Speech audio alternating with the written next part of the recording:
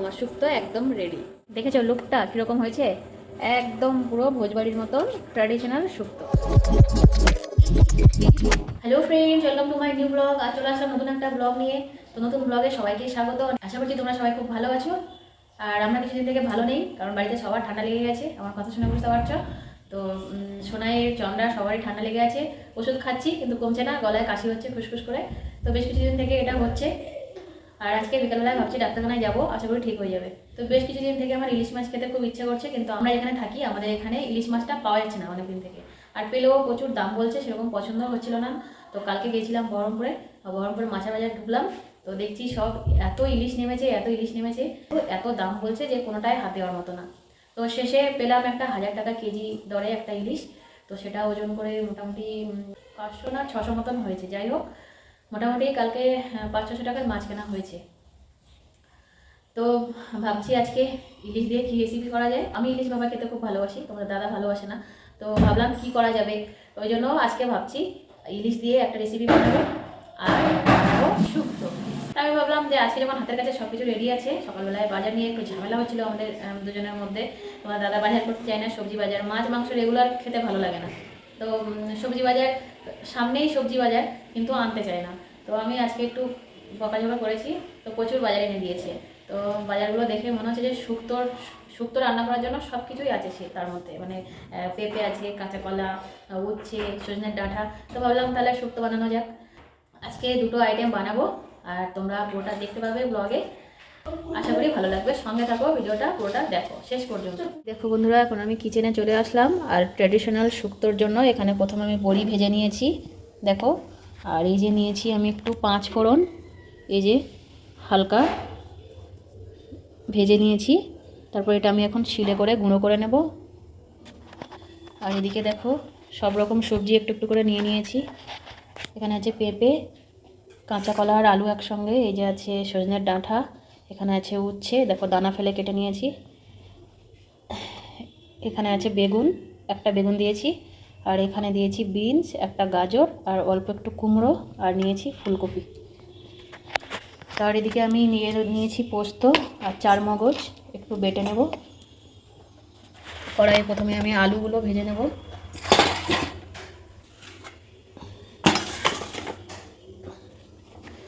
আলু আর কাঁচা কলাটা একসঙ্গে মিশিয়ে নিয়েছি।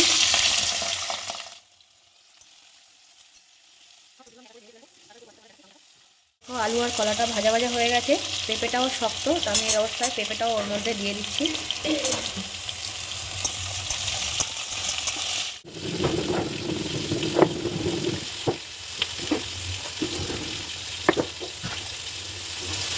এই দেখো 5 ফোড়নটা গুঁড়ো করে নিয়েছি। আলু, কাঁচা কলা, পেঁপেটা ভাজা হয়ে গেছে, তুলে নিচ্ছি। এই দেখো,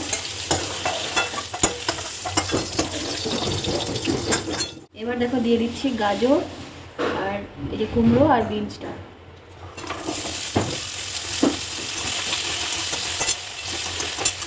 ওইগুলো একটু ফ্রাই হলে আমি দিয়ে দেবো তার মধ্যে ফুলকপি, তার মধ্যে বেগুন দেবো।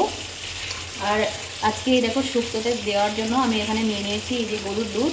এই দুধটা আমি শুক্তোতে আজকে দেবো, এতটা দেবো না, আমাদের দুপুরের খাওয়ার দুধ এটা।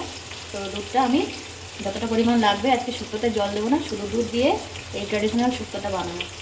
এই দেখো এখানে আমি পোস্ত নিয়ে নিয়েছি একটু, আর তার সঙ্গে দিয়ে দেবো একটু চারমগজ। পোস্ত বাটা আর চারমগজ বাটাটা একসঙ্গে মিশিয়ে আমি শুক্তোতে দেবো। আর আজকে শুক্তোতে আমি হলুদ দেবো না। আর এদিকে আমার কুমড়োটা ভাজা হয়ে গেছে। এবার এর মধ্যে আমি দিয়ে দেবো ফুলকপি।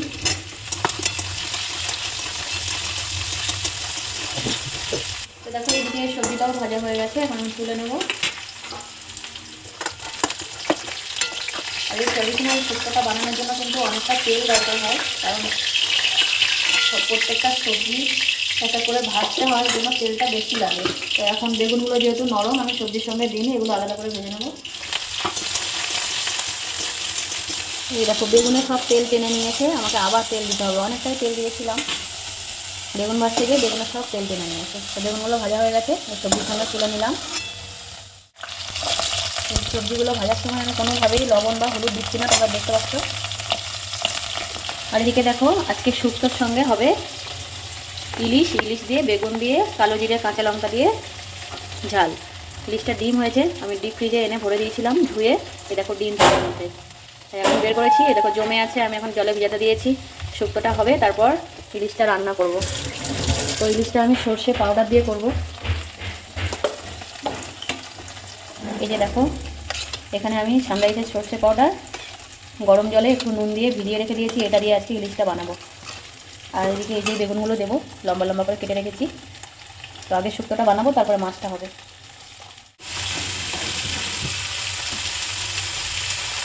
এই দেখো আমি ডাঁটাগুলো তুলে নিয়েছি, এগুলো বেশি ভাজা হয়ে যাবে। উচ্ছেটা এর মধ্যে ঢেলে দিয়েছিলাম, তো দেখলাম উচ্ছেটা ভাজতে ভাজতে ডাঁটাটা আরও বেশি পুড়ে উঠবে, জন্য তুলে নিলাম।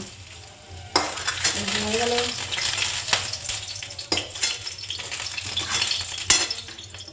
আজকে তেলের গোষ্ঠীর ষষ্ঠী পুজো হচ্ছে। এই পর্যন্ত তেল ছিল, মানে পুরো একসাথে লেগে গেল ভাজতে ভাজতে। এতটা লাগতো না, আমি একটু বেশি বেশি করে দিচ্ছি, তাই একদিন খাবো তো একটু ভালো করে খেতে হবে। যাই হোক, এখন যেটা করব সেটা হলো এই যে দেখো পাঁচফোড়ন। এই পাঁচফোড়নটা খুব সুন্দর, এতে সব কিছু দেওয়া আছে। দোকান থেকে অন্য সময় কী হয়, পাঁচফোড়ন নিয়ে আসি, কোনো কিছু একটা মিসিং থাকে, এটার মধ্যে সব আছে। মানে পাঁচফোড়নের মধ্যে যা যা থাকা উচিত সব রকম মশলাই মেশানো আছে, তো এটা খুব সেন্ট আসে সুন্দর। এটা আমি দিয়ে দিলাম। আর দিয়ে দিলাম দেখো দুটো তেজপাতা, আর দেবো দুটো শুকনো লঙ্কা। এটা না দিলেও হবে, অপশান, আমি দেবো কারণ এটা আমি খাওয়ার সময় মেখে মেখে খাবো, খুব ভালো লাগে। এই দেখো দিয়ে দিলাম। আর দিয়ে দিলাম তেলের মধ্যে একটু লবণ। ভাজা হয়ে গেল, এবার দিয়ে দিলাম আমি সবজিগুলো।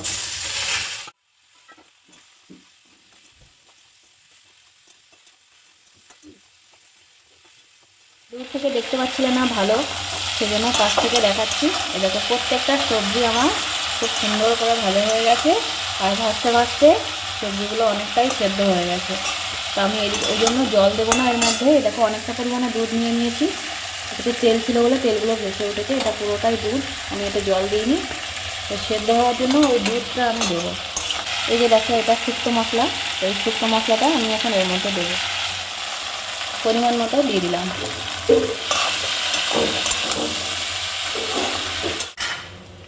দেখো দিয়ে দিচ্ছি দুধ।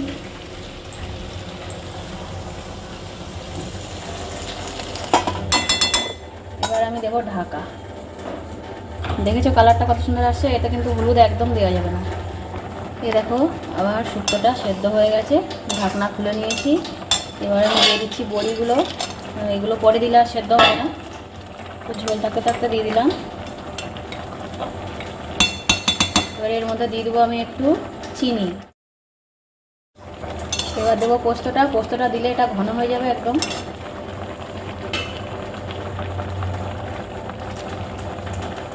সেদ্ধ হয়ে গেছে পারফেক্ট।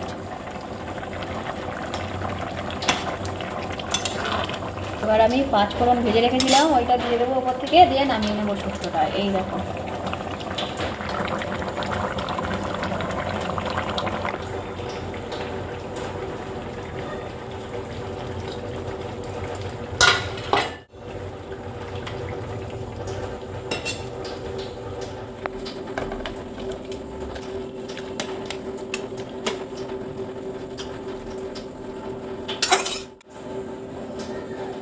এই দেখো আমার শুক্তো একদম রেডি। দেখেছো লুকটা কীরকম হয়েছে? একদম পুরো ভোজবাড়ির মতন ট্র্যাডিশনাল শুক্তো। তো যারা তোমরা শুক্তো বানাতে পারো না বাড়িতে, আমার মতন করে ট্রাই করে দেখো। আমি আমার মতন করে করেছি। আমি অনেকের শুক্তো রান্না দেখেছি, কিন্তু আমি এইভাবে ট্রাই করে দেখেছি, বেশি টেস্ট হয় খেতে। এই ইলিশ মাছগুলো বরফ ছেড়ে দিয়েছে, এই দেখো। এবার জলটা চেপে চেপে একটু তুলে নিই। এবার কড়াই তেল দিয়ে দিয়েছি, অনেকটাই তেল দিলাম। এখান থেকে দেখে মনে হচ্ছে কম তেল, এই দেখো বেশ অনেকটাই তেল।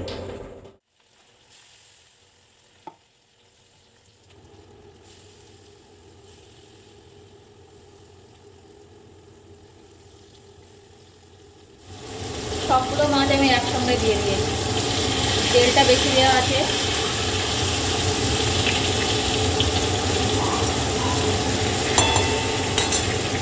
লেজ আর মাথাটা তুলে দিলাম, এগুলো আবার পরে দিলাম।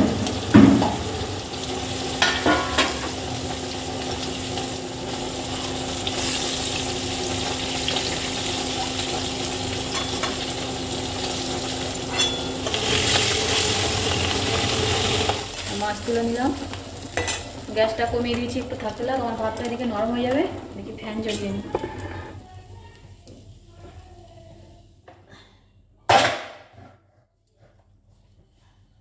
দেখো কালো জিরে দিয়েছি, বেশ কিছু কাঁচা লঙ্কা,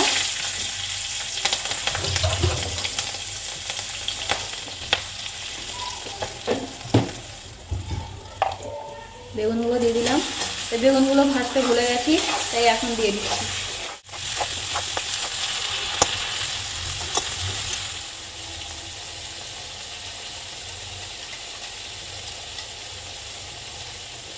একটুখানি পোস্ত বাটা আমার দিকে বেঁচে গেছে, এটাও আমি দিয়ে দেবো।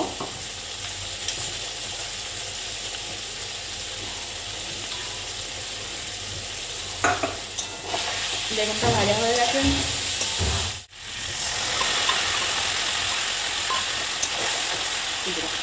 বেশ কিছুক্ষণ নাড়াচাড়া করে নিয়ে একটু জল দিয়ে দেবো বাটিটা ধুয়ে।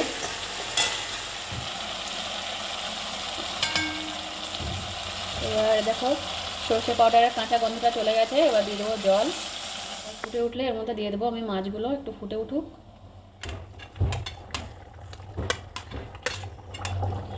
এবার আমি দেখবো লবণটা ঠিক আছে নাকি। দেখে নিশ্চয়ই বুঝতে পারছো কতটা লোভনীয়। আমার রান্নাগুলো তোমাদের কীরকম লাগছে সেটা অবশ্যই কমেন্ট করে বলবে। রোজ আমি রান্না দেখাতে পারি না, ব্লগের মধ্যে যেটুকু হয় আর কি সেইটুকু। এই যে দেখো আমি এখানে 5টা লঙ্কা দিয়ে দিয়েছি। লঙ্কাগুলো একটু ঝাল কম, এর জন্য আমি বেশি দিলাম। তোমরা ভয় পেয়ে যাচ্ছ নিশ্চয়ই এত লঙ্কা দেখে, যতটা দিয়েছি ততটা ঝাল হবে না। এই দেখো আমার সর্ষে বেগুন রেডি হয়ে গেছে।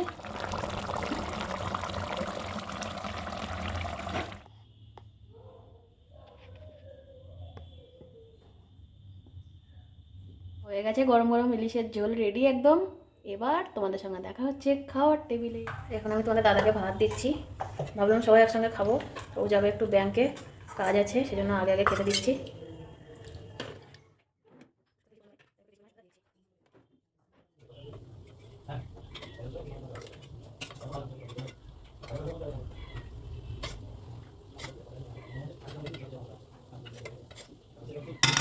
দুটো তরকারি স্পেশাল, খাবে আজকে মজা করে। যাই হোক চলো দিই।